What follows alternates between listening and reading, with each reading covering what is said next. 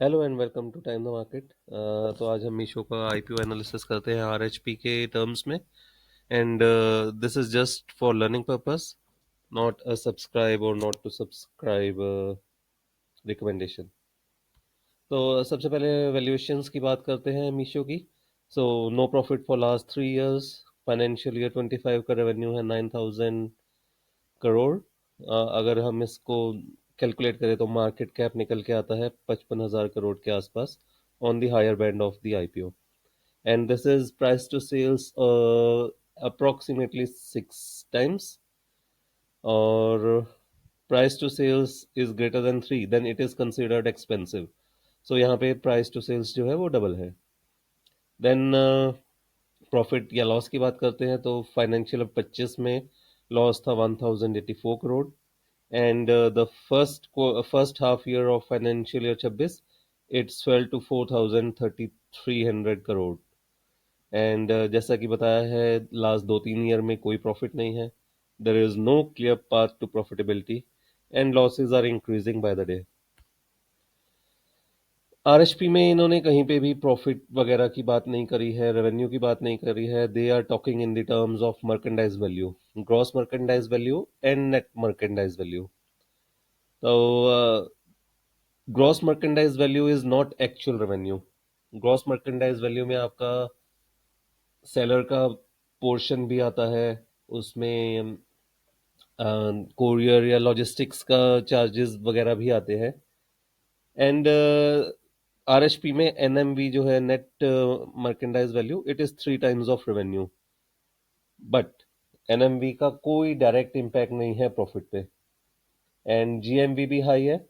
And GMV, high GMV does not means के high margins. There is no margin at all. अगर हम EBITDA को adjust करते हैं तो for 25 it is -2,000 crore. But इसमें ईसॉप एक्सपेंसेस नहीं इंक्लूडेड है, एक्सेप्शनल आइटम्स नहीं इंक्लूडेड है, एंड फेयर वैल्यू पे जो लॉसेस हैं उसको नहीं इंक्लूड किया है। अगर हम इन सबको इंक्लूड करते हैं तो एक्चुअल एबिटा जो निकल के आता है -39,000 करोड़। वैल्यूएशंस की बात करते हैं तो आरएचपी में clearly it is visible the valuations are distorted. For example, go to the page 432 of RHP, जहाँ पे प्रॉफिट एंड लॉस है। फाइनेंशियल ईयर 23 में वन टाइम राइट ऑफ है।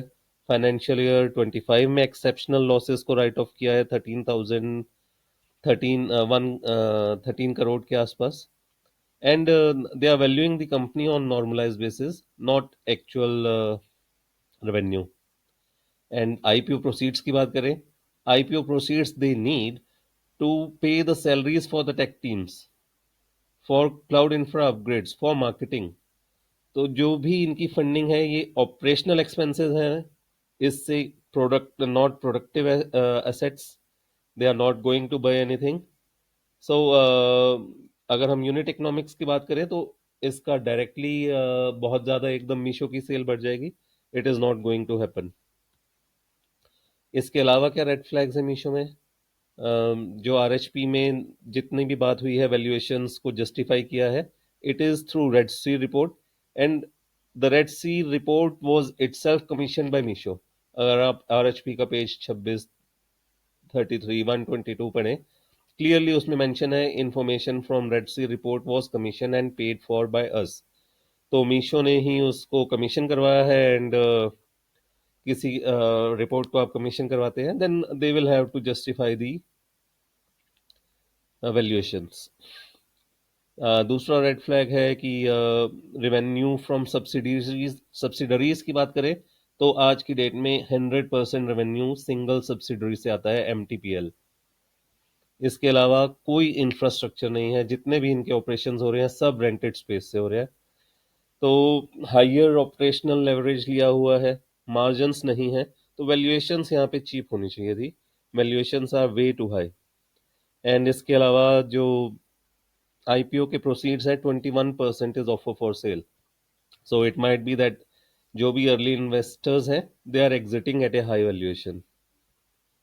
तो क्वेश्चन आता है कि हमें 105 या 111 के प्राइस बैंड पे मीशो को सब्सक्राइब करना चाहिए कि नहीं। सो you can apply if you are high risk investor, and long term value in e-commerce story. If you believe in long term value in e-commerce story, then you may apply. और अगर you want value for your money and you prefer profitable companies, then you may safely avoid this. Final take is, या तो इसको avoid करना चाहिए मेरे perspective में, या फिर maximum to maximum retail category में अप्लाई करो. Why? Because Meesho is not cheap at 111.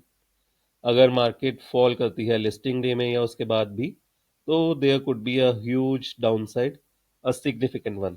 So if you are ready to take the risk, then maybe you can go for it. Thank you. Bye bye.